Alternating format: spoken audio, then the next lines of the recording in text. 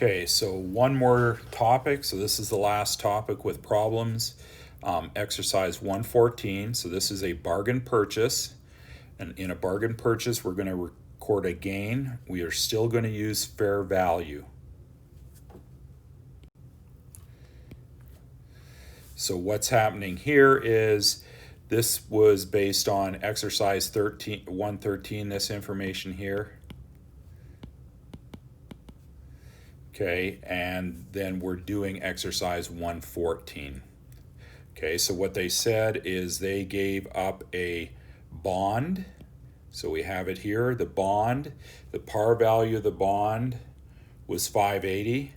The fair value was 564, which means it's sold at a discount. Okay, so we're going to have a discount on that bond. Okay, so you could have a discount and they could have given a bond with a discount and still have had goodwill.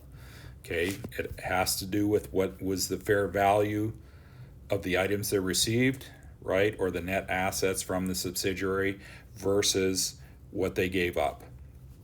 Okay, so remember, we're using fair value here. So we're going to record things at fair value.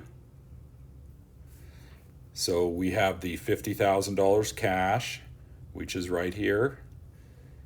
The inventory, 200. Land of 100. Plant and equipment, the fair value is 300. We're recording that. So remember, again, we're using fair value and they're actually buying it. So it's as if they bought land for the first time, or buildings for the first time, rather.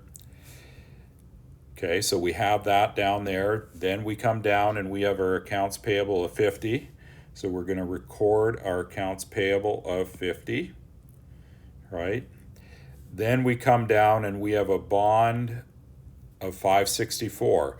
So it's going to be on the books at the face value of 580. And then we're going to have that discount on the bond of 16,000.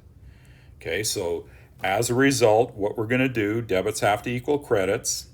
And this time we're short on the credit side. So we are going to record a gain. Okay, so they're recording the gain because the fair value of the net assets is greater than the fair value of that bond. So that fair value of the bond was 564. The fair value of the assets was greater than that. So as a result, we are going to record a gain. So I believe the fair value of the assets, if we total them up here, would have been, what is it, 600,000, is that right? 600,000, right? And they paid 564 is what they paid. Okay, so 600,000 less the 564 would have been a gain of 36,000. Okay, and we can also use our debit credit rule to come up with that.